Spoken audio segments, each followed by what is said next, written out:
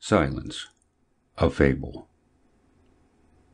The mountain pinnacles slumber, valleys, crags, and caves are silent.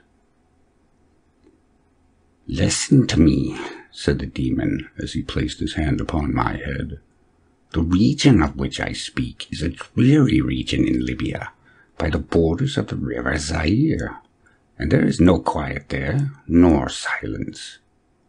The waters of the river have a saffron and sickly hue, and they flow not onwards to the sea, but palpitate forever and forever beneath the red eye of the sun, with a tumultuous and convulsive motion.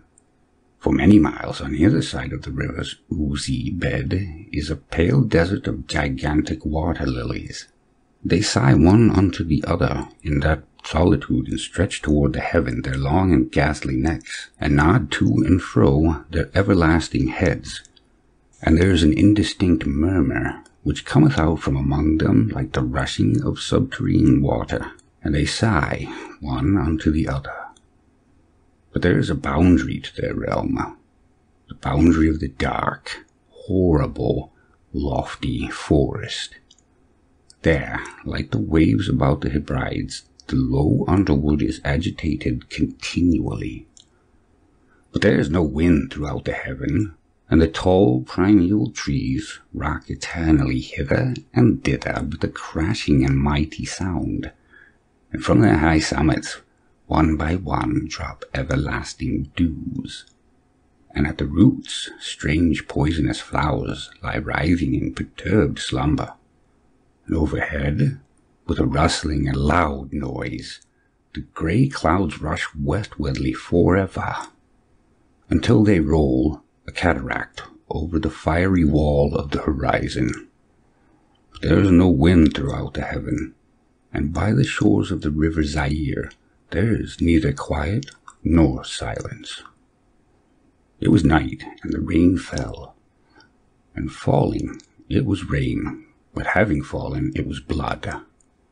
And I stood in the morass among the tall, and the rain fell upon my head, and the lilies sighed one unto the other in the solemnity of their desolation.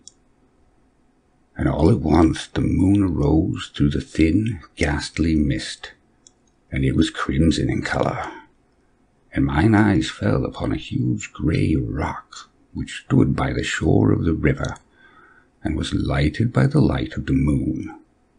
And the rock was grey, and ghastly, and tall, and the rock was grey. Upon its front were characters engraven in the stone, and I walked through the morass of water lilies until I came close unto the shore, that I might read the characters upon the stone, but I could not decipher them. And I was going back into the morass when the moon shone with a fuller red, and I turned and looked again upon the rock, and upon the characters, and the characters were desolation. And I looked upwards, and there stood a man upon the summit of the rock, and I hid myself among the water lilies, that I might discover the actions of the man.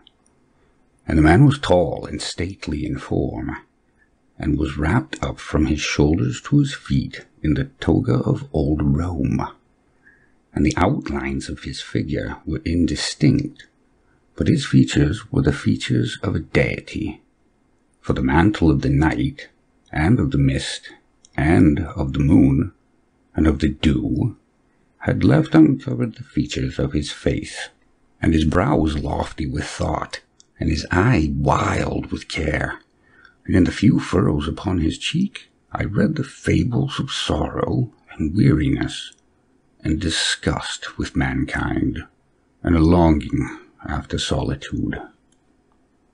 And the man sat upon the rock, and leaned his head upon his hand, and looked out upon the desolation. He looked down into the low, unquiet shrubbery, and up into the tall primeval trees, and up higher at the rustling heaven, and into the crimson moon. And I lay close within shelter of the lilies, and observed the actions of the man, and the man trembled in the solitude. But the night waned, and he sat upon the rock. And the man turned his attention from the heaven, and looked out upon the dreary river Zaire, and upon the yellow ghastly waters, and upon the pale legions of the water lilies. And the man listened to the sighs of the water lilies, and to the murmur that came up from among them.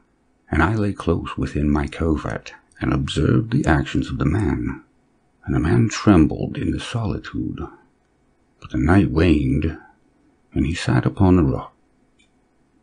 Then I went down into the recesses of the morass, and waded afar in among the wilderness of the lilies, and called unto the hippopotami, which dwelt among the fens in the recesses of the morass. And the hippopotami heard my call, and came with the behemoth unto the foot of the rock, and roared loudly and fearfully beneath the moon. And I lay close within my covert, and observed the actions of the man. And the man trembled in the solitude. But the night waned, and he sat upon a rock. Then I cursed the elements with the curse of tumult, and a frightful tempest gathered in the heaven where before there had been no wind.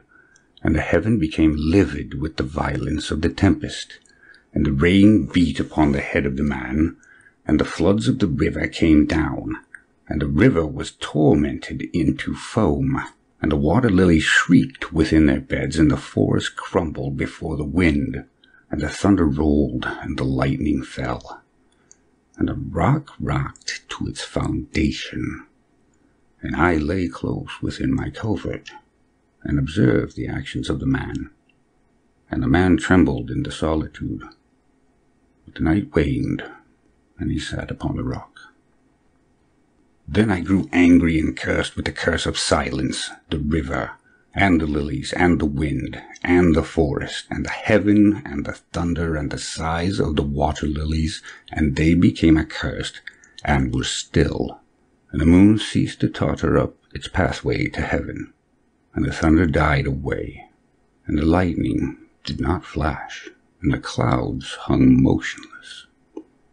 And the waters sunk to the level and remained, and the trees ceased to rock, and the water lilies sighed no more. And the murmur was heard no longer from among them, nor any shadow of sound throughout the vast, illimitable desert. And I looked upon the characters of the rock, and they were changed, and the characters were silence.